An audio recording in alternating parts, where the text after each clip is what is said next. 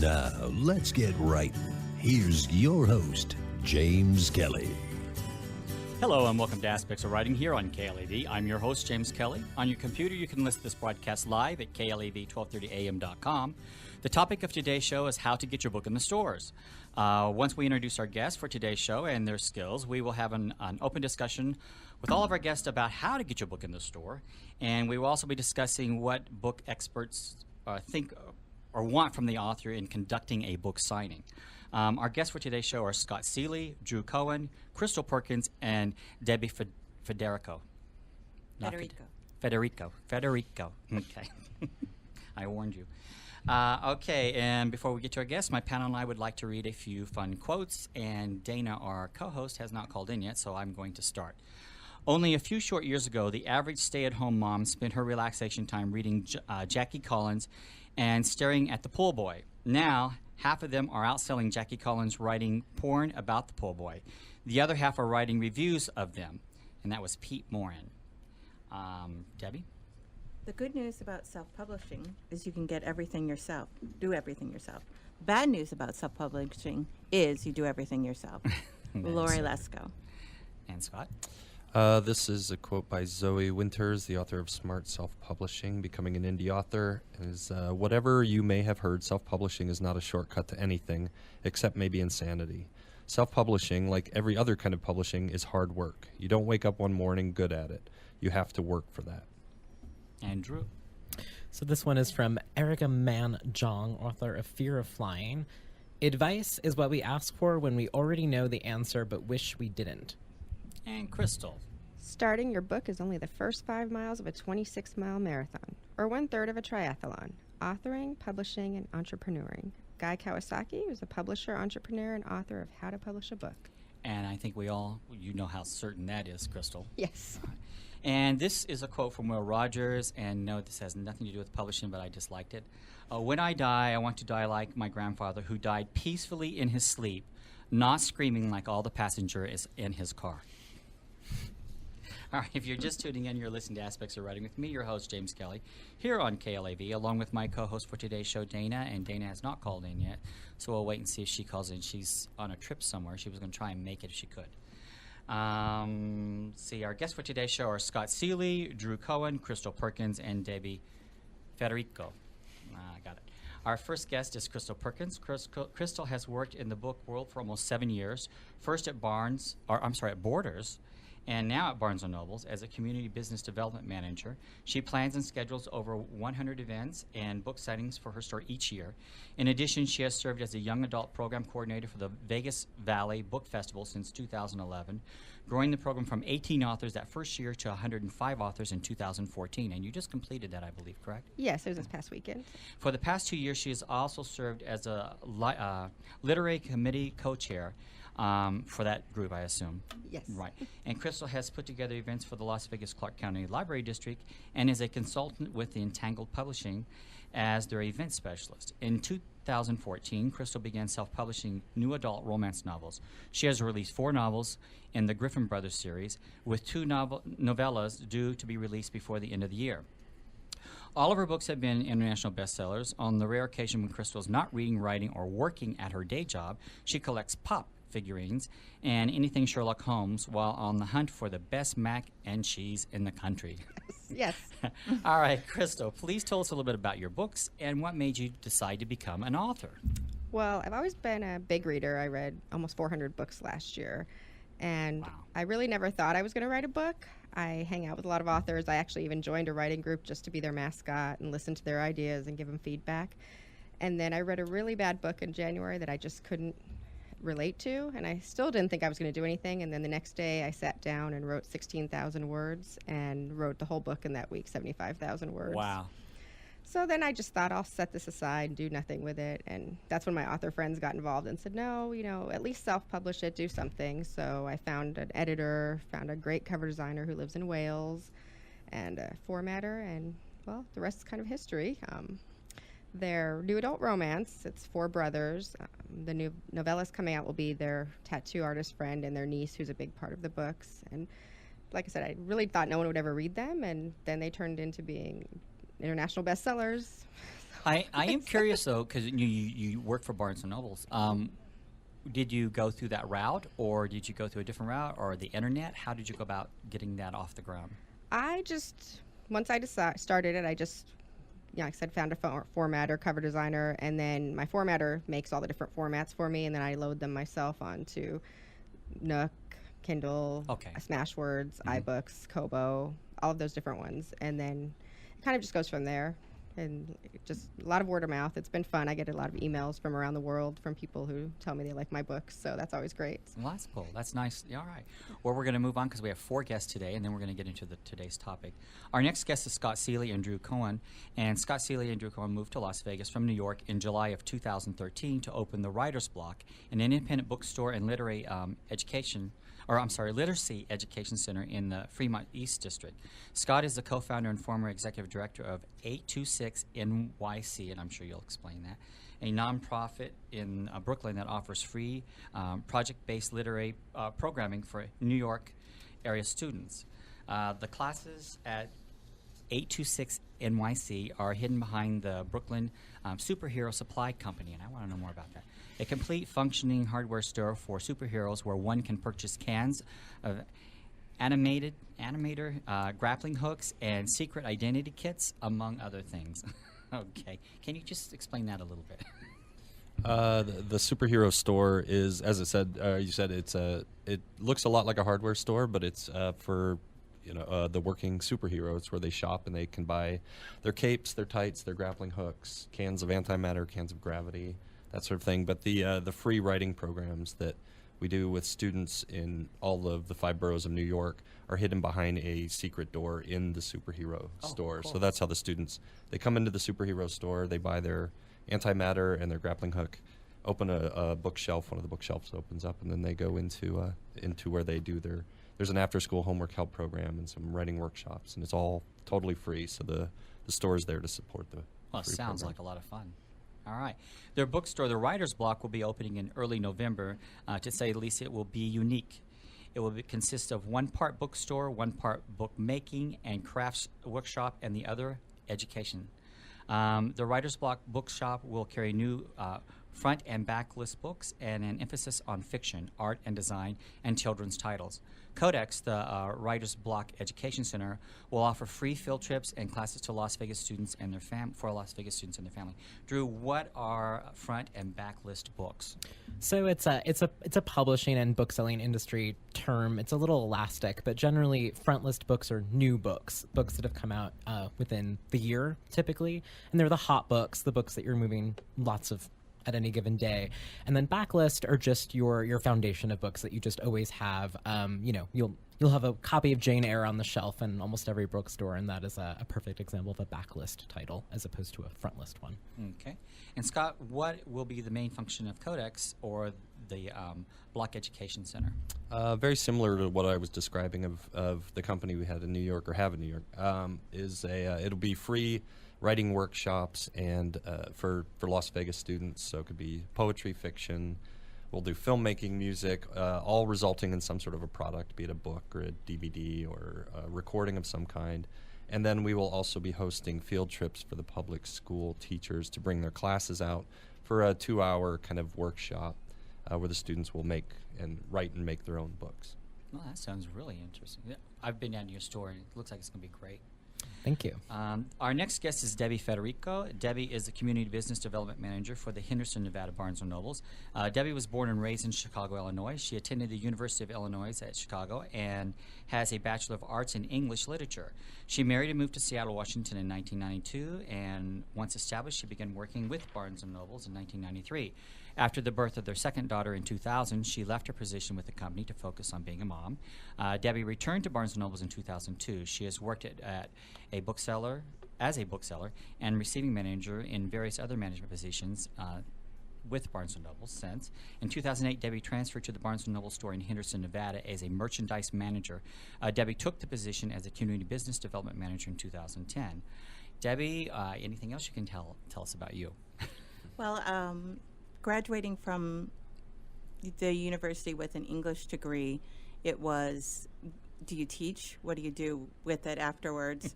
And so I did a lot of office jobs and things that just brought in money. And finally, when we moved to Seattle, my husband was working weekends and I was off, and Barnes & Noble was opening up, and it was the best thing. I started part-time. All my money went towards books because I've always been a book person. So it was a great part-time job, kept me busy, got to talk to people. And kept you in books. And kept me in books up until the time that I started full-time and had to go, okay, this is your paycheck. It has to pay the gas and electric bill as well as books. You know, I think that's what's interesting. Both of you work for Barnes & Noble in the same position, and you both are avid readers, so it's interesting. I would love to know if that's the way it is across the U.S. Well, I hope so. I mean, most of the people in our job that I speak to are readers, because you have to love readers and authors to do our job. I mean, it's a lot of events. I mean, we work with schools and organizations and things like that, but our big part of our job is authors. So if you don't love books and authors, then you're kind of not in the right job. Well, I think most booksellers are readers. That's why they're there. And there's an expectation in the bookstore of knowledge. You can go into Old Navy, you don't expect them to know all the products, but you go into Barnes & Noble and expect them to know the author of Mice and Men or Lord of the Rings and be able to find it for you. So it's a totally different retail environment, I think. All right, according to selfpublishingreview.com, the main reason that bookstores won't carry self-published books is not necessarily snobbery, but because the bookstore has the potential to take a loss on the book. Bookstores need the assurance that a publisher will buy back unsold books, and this is not in the case with some print-on-demand copies. Can we talk about that for a minute? You know, as far as why, you know, you have specific books you'll take and won't take. Well, as a company, like they said, it's, you know, corporations, a lot of independence as well. You do want to take a chance on all authors and new authors, but you also don't want to have 30 copies of a book come in and then not have them all sell, and you can never return them or send them back. So it's really a space issue. We don't have space. It's limited in bookstores and physical bookstores, unlike online. So we can only carry a certain number of books, and you don't want to have to keep those books forever. So, I mean, we do have people sometimes who will say, you know, order 10 of my books and I'll buy the rest if it's a non-returnable book, and that's perfectly fine. But it's just really just a space issue in the stores that they don't have space for them all.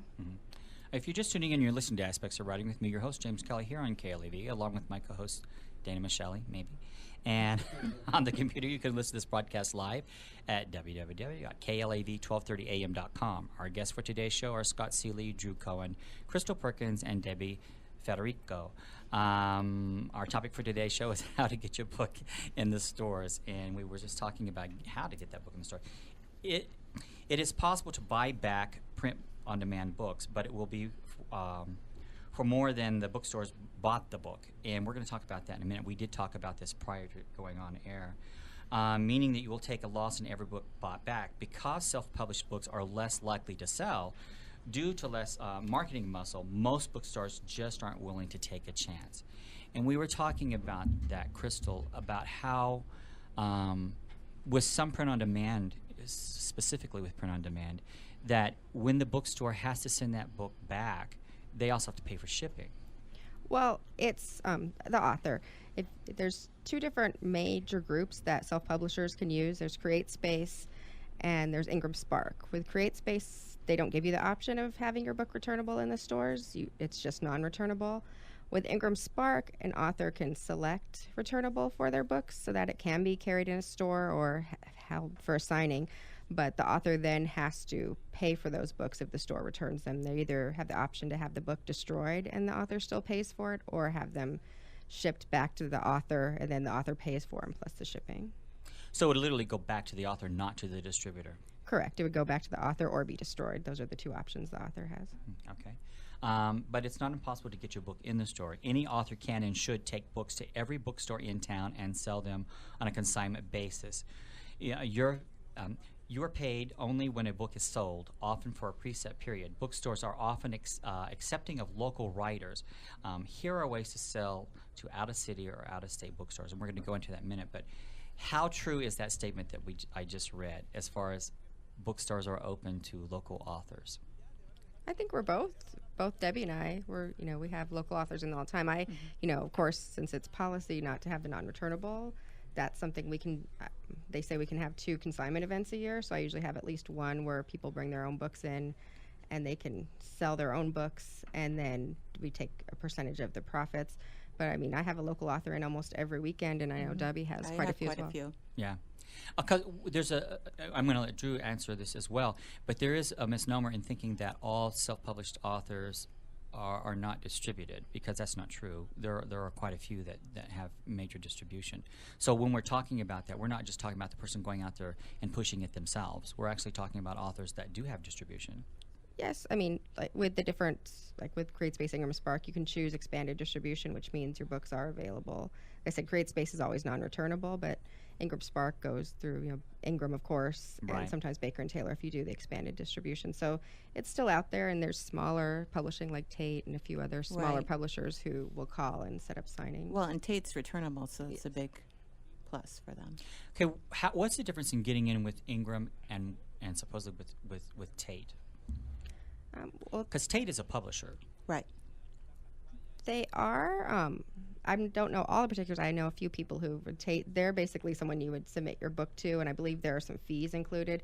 Ingram Spark has an initial setup fee, but then you get that back if you order a certain number of books within a 6-month period, which is a small, like you order 50 of your own book at the author cost, and you get your fees back. Yeah, and the one thing that people need to understand when it comes to Ingram Spark is that if you publish to the CreateSpace first and you have your proofs there, when you go to Ingram Spark and you call them, personally call Ingram Spark, they can transfer those records for you, and you can eliminate a lot of those fees because they just ask for the proofs from CreateSpace and they transfer those over. Andrew, what were you were going to add to this? Oh, I was going to talk a little bit more about consignment, which is, so we're opening an independent bookstore. We're going to be opening in about mid-November at this rate. Consignment is hugely important to us in the way that we can interact with and sell self-published authors anywhere along the spectrum of self-publishing. But it basically allows us to exercise significantly less prejudice in what we carry and be really just generous in terms of, if you're a local author, we're glad to carry your book as long as it meets certain minimum requirements. And with consignment, we're not taking a huge risk. So, basically the book lives in our store, but it belongs to you, and you will make 80% of the cut when we sell it, and then we'll take the other 20% as just a sort of a processing fee in essence. But with the independent bookstores, there's a lot of legwork that goes into ordering books, maintaining your stock, keeping track of all of your inventory, and that's why. That's what makes it difficult, I think, when we deal with self-published authors.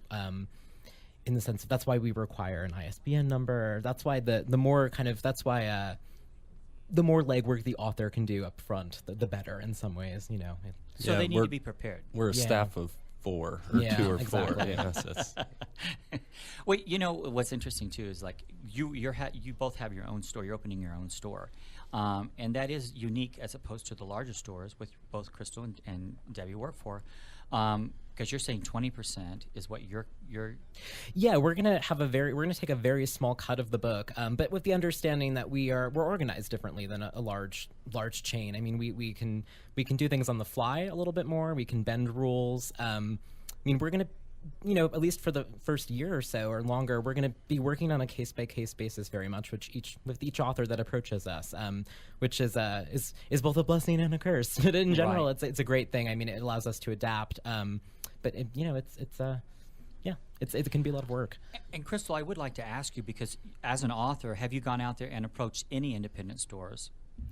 Well, just Drew and Scott, but I know them already. That doesn't count. They're my friends. So, no, it really wasn't a big concern for me to have my books in the bookstores because I have copies usually, and my friends can just buy a copy from me if they want it.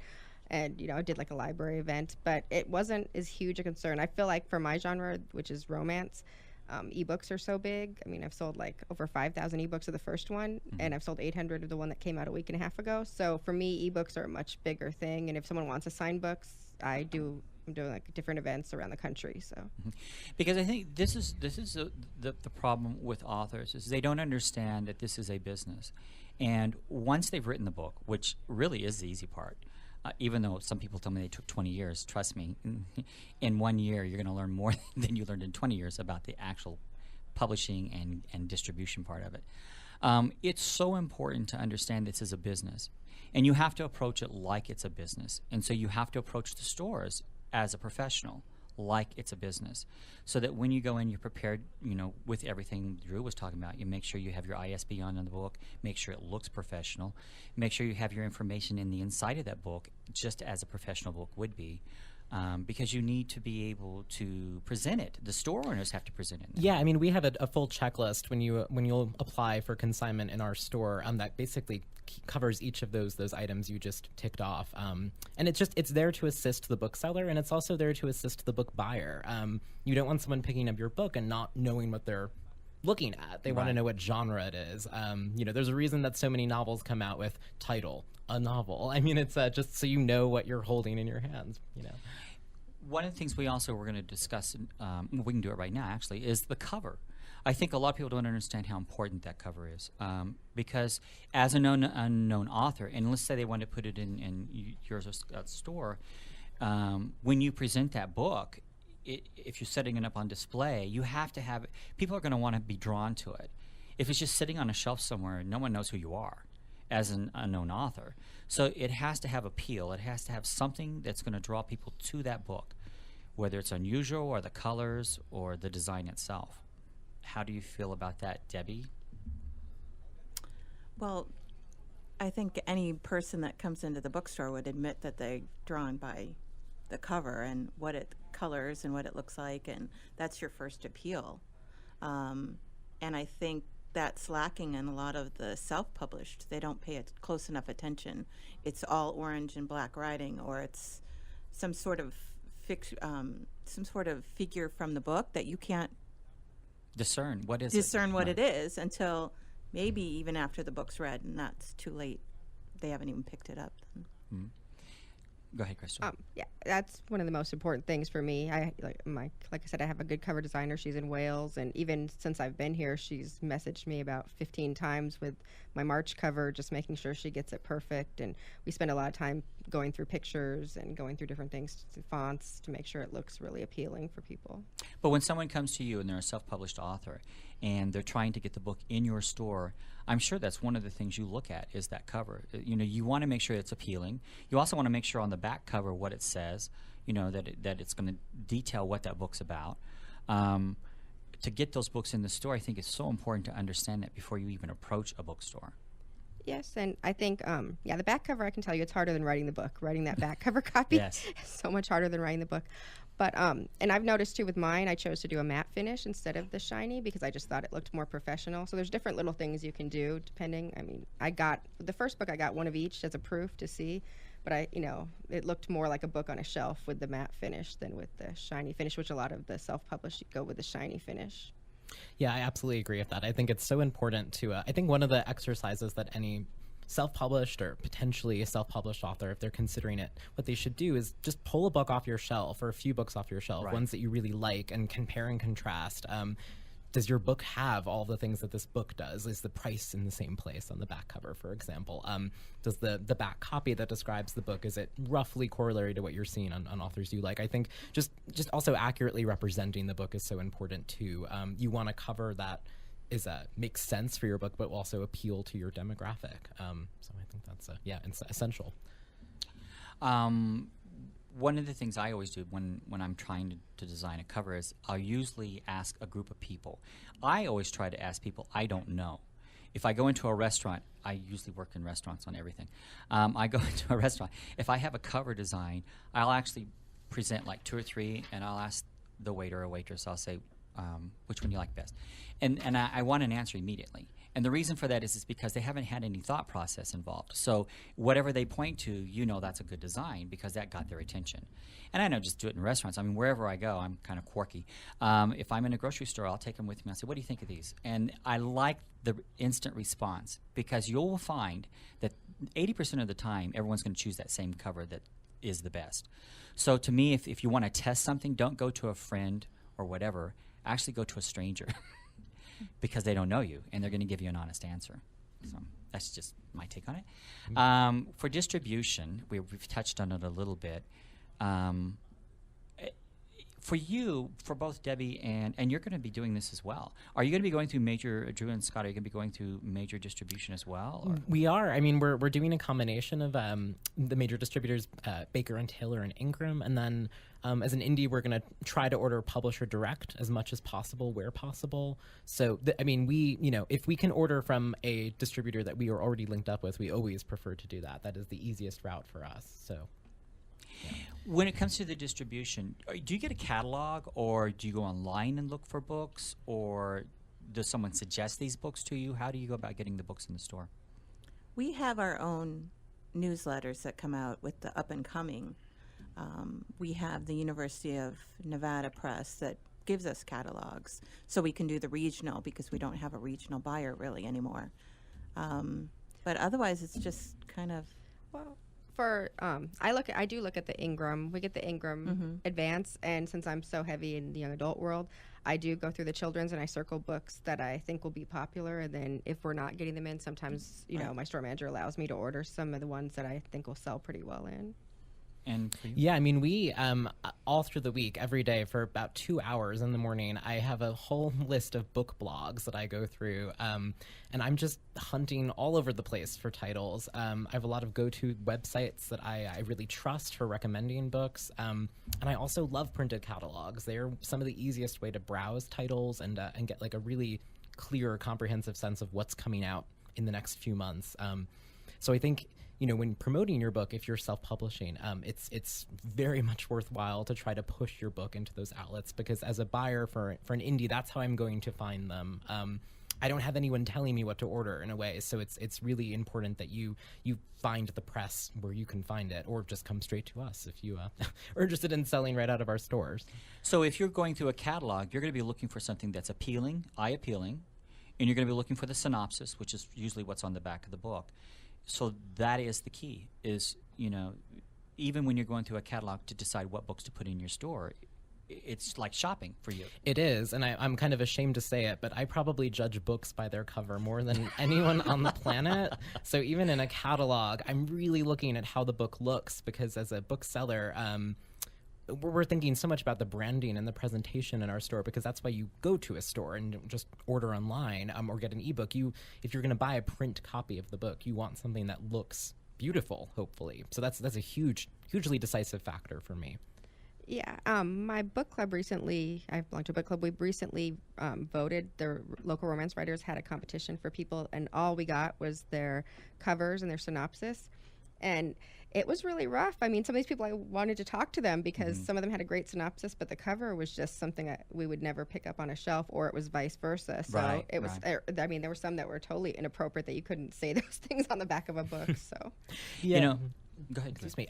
No, I was just going to add that it can be expensive to hire a graphic designer, and it's hard probably to do it, but you've put so much work into your book and writing it, and I think that it has a tremendous amount of sway over whether people are gonna choose your book from the shelf. I think it's money very well spent to put thought into that. Mm-hmm. I would add too that I think for better or worse that those first couple pages are really important. Absolutely. Too, that you can tell a lot from just reading the first couple of pages of any book as sort of what level of quality you're dealing with. Yeah, I'll add that the two major criteria that I consult when choosing a book is the cover, and then I'll usually read, if I'm on the fence, if it's a non-established author, an author I haven't heard of, I'll read the first 3 pages and usually make up my mind then, as a reader and as a buyer.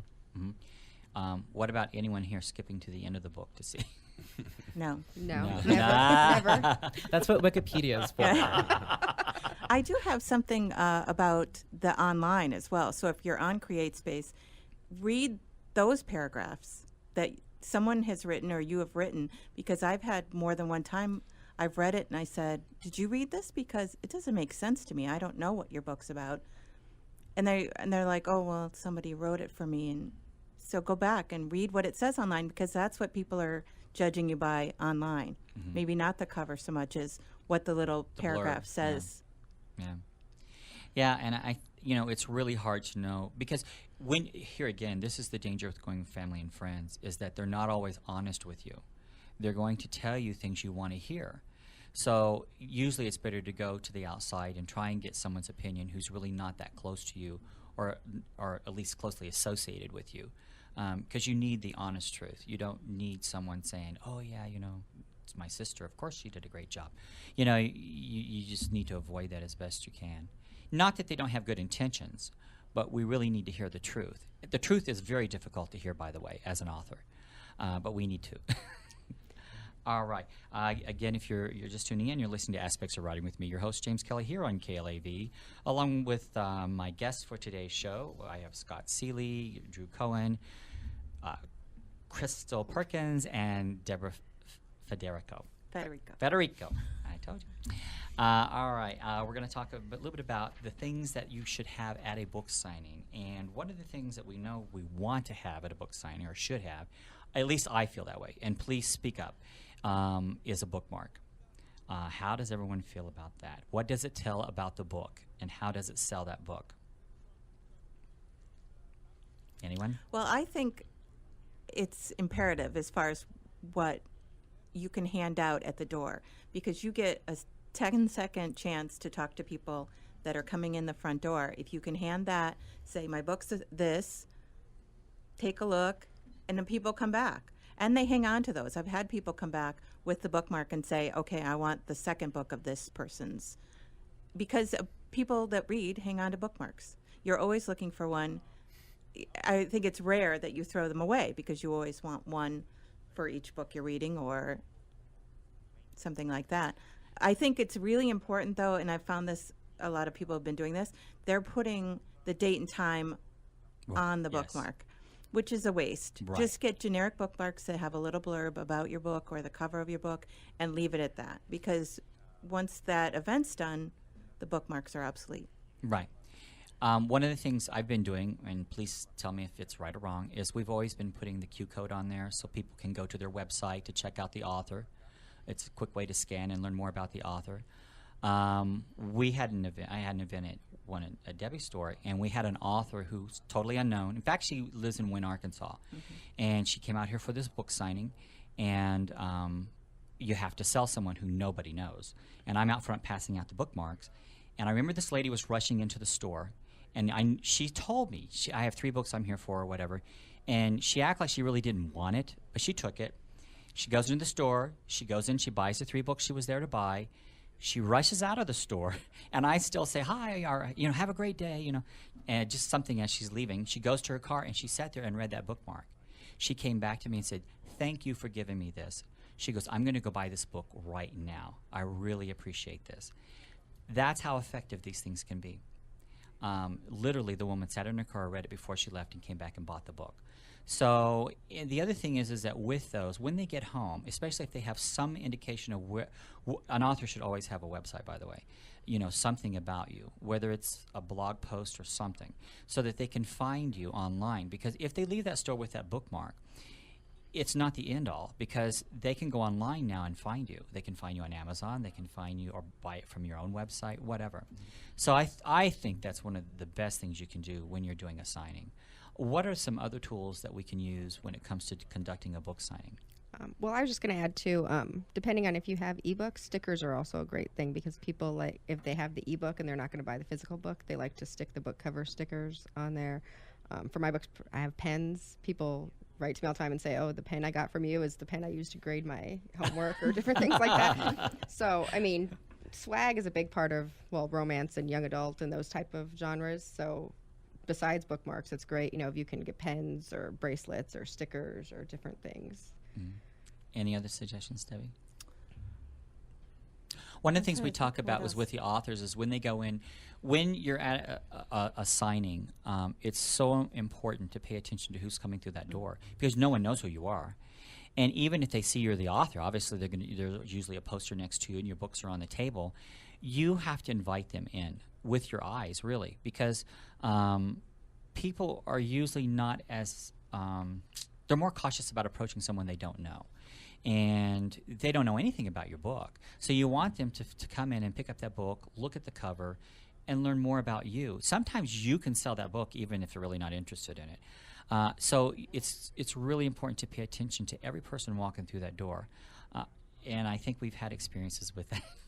Quite a few. Yeah. It's great to have family and friends, and I want to get everyone's opinion on this as well. You know, it's great to have family and friends come to the event, but you don't want to spend all your attention with just them. You want to make sure that if you're engaged in a conversation with them, that you're still looking to the door, and if someone walks through that door, you end your conversation and immediately turn your attention toward them. How do you feel about this?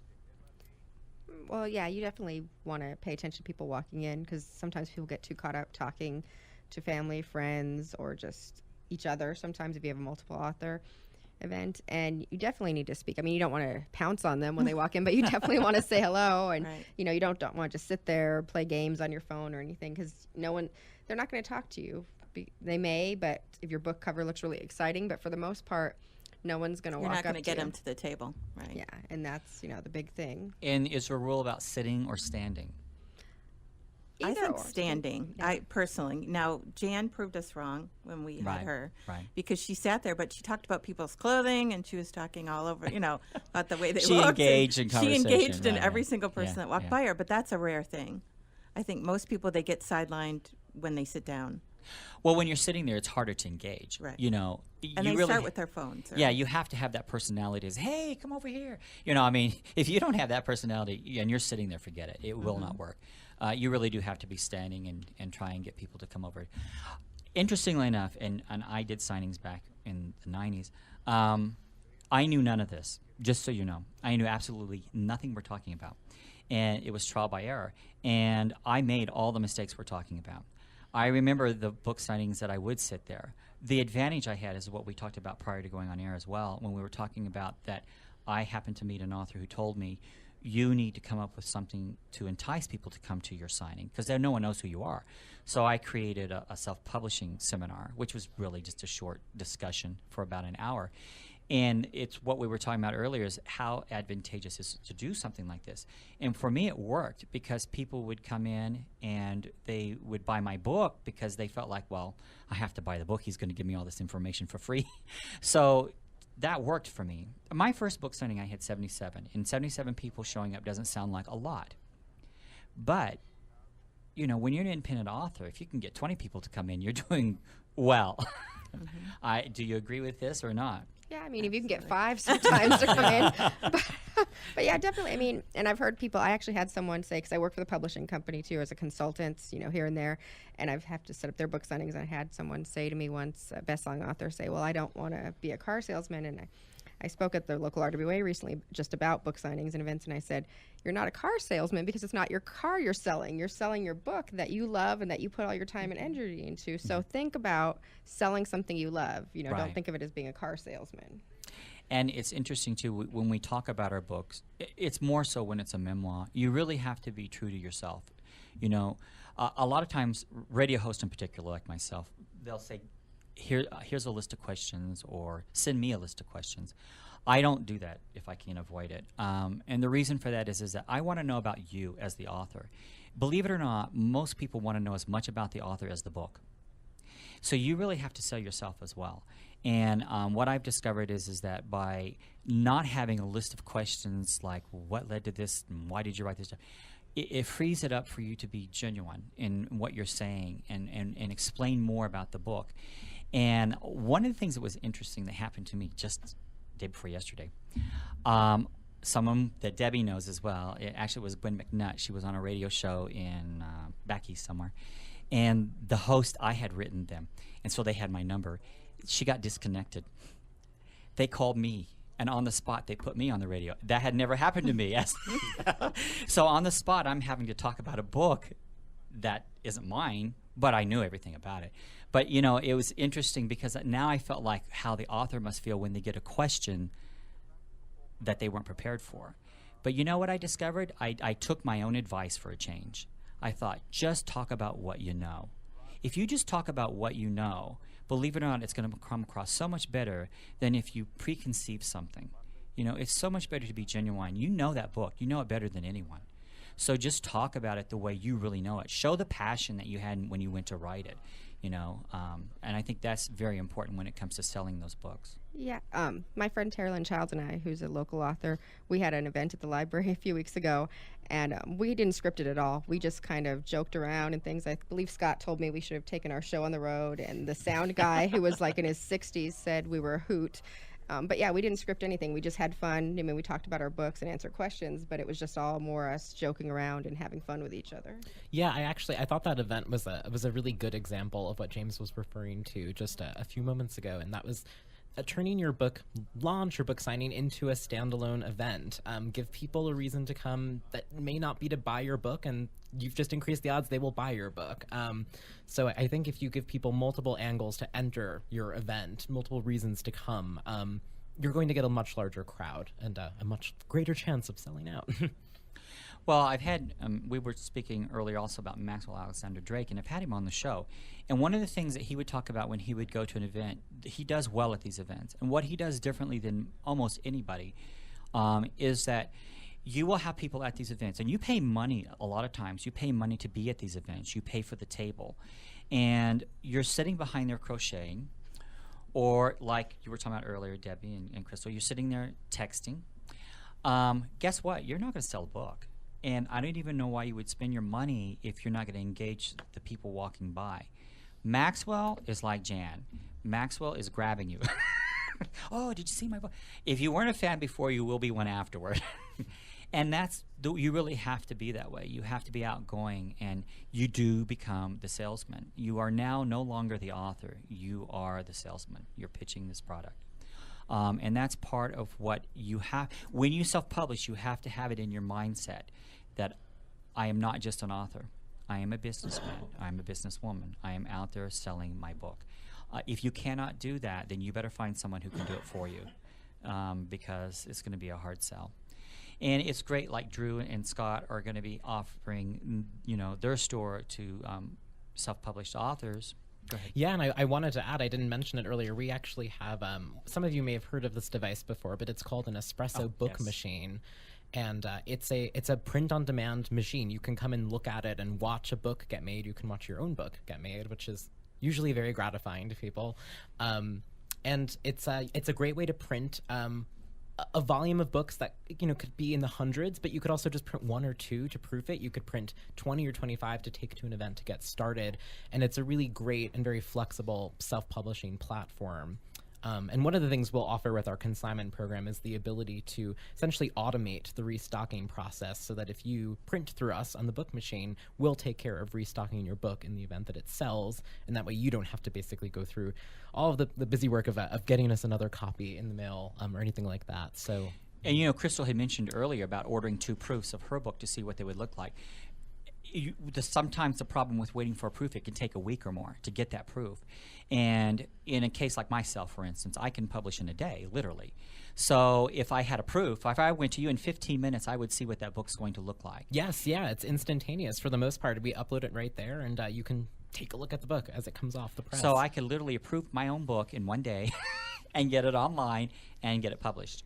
Yeah, and it's really cool. If I recommend everyone go see it, because I've gotten to see it. I want to see it. I've gotten, he went, because they were at their temporary location at the newsstand, and so Drew was like, "Come watch me. I'm printing a book right now." So it's really cool to see it drop into the cover. Absolutely. And glue. Yeah, you literally see it go in, the paper go in, they print it, and it's acrylic. I assume the glass is basically it's acrylic, so it's literally open where you can see the whole process being made. It's plexiglass, so you look right into it, just like it's like a book gumball machine kind of. Yeah. Fabrication added to it. Now, last time I researched it, there were only like 70 in the world. Are there more than that now? That's about right. Yeah, there aren't too many. There's a lot of independent bookstores in the U.S. And a lot of educational institutions. A lot of universities will have them in their library. They're great for printing bizarre, out of print books. Almost any Google book you can get printed on the machine. Anything in the public domain as well. So it has multiple uses other than just self-publishing, but that's definitely its most attractive quality, I think. Well, and if you're a business person and you have a function coming up and you need like 20 copies, rather than order something and wait, and plus you pay shipping and all that, it's so much easier to just go to your store and print 20 copies there. Yeah, it's great. It's a great local option. And I think it's compatible with different kinds of publishing too. I think that I'm constantly recommending to people, not just because it's in my interest that they do this, but just I think it's good advice, sound advice. If they're publishing their first book, it's a great way to get started, get your feet wet, publish maybe 25 copies, see how they move, see how you're comfortable with them, and then you can always move on to a different, distribution and or production channel for a massive quantity. Right. But it's a way just to start. I would add too that we have some services where we can help with the formatting, which I think is a big issue for self-publishers in particular who are writing their book in Word and don't really know anything about pagination and margins and how to lay out a book in such a way that it looks professional. And this is available online. You can actually go online from home, or you will be able to? You will be able to in the future. I know the company that produces the Book Machine will be offering it. And right now we offer it just in-house. So you would come visit us or email me, and our website for the writer's block will be adding Book Machine pages to that very soon. So you'll be able to contact us that way as well. Okay. And I was going to say, the time when I came in, it's good for businesses too, because the book I saw printed was actually a cocktail guide, because a local bar needed some specialty cocktails, and so Drew was printing them up a cocktail guide to use. That's right. Good memory. I'm telling you, I'm going to take advantage of. I really am going to take advantage of that machine. Well, you know where to find me. Yeah, I know. Yeah, I have a book coming out in a few weeks, and I'm going to go down there and get that done. How important is it to have family and friends at these events when you're doing a book signing? I think it's very important at the beginning when you first get started. I think it's very important for them either to find something else to do, even to go have a coffee, or hand out bookmarks in the front of the store like you've done for some of your authors, rather than stand next to them. The problem I've had even recently with someone you had on your show that we thought was going to do really well is he talked to his friend the whole time. And people won't come up to you, and you're not talking to anyone. Yeah. So I think it's really good for them to come help you set up, make you comfortable, and then find something else to do. Yeah. It's interesting. I made it sound great with my first book signing. I had 77 people show up. My second one, I'm thinking, this is great. This is easy. This is how it works. It wasn't quite the same. And the reason for that is because, and I know now because you guys have talked about it, I was just sitting there. And interestingly enough, people were walking through the store, and they were looking at me, but a lot of them wouldn't come over. And then what happened was I had a friend whose father had a birthday party, and she was getting ready to leave, and he said, "Where are you going?" And she said, "Oh, I have something I have to do." She goes, "It's a James book signing." And she said, "Yes." And then the whole family said, "Okay, let's just go." So the whole family literally left that party, her father's party, and came over to that book signing. And what was interesting is when they got in line, the people that had been walking around the store, because they got in line like anyone would, when they got in line, all those people who had been walking through the store looking at me got in line behind them. So for that reason, you can use them as a tool to help get people to come and help start that signing off for you. Right. Sure. Do you have anything to add to any of that?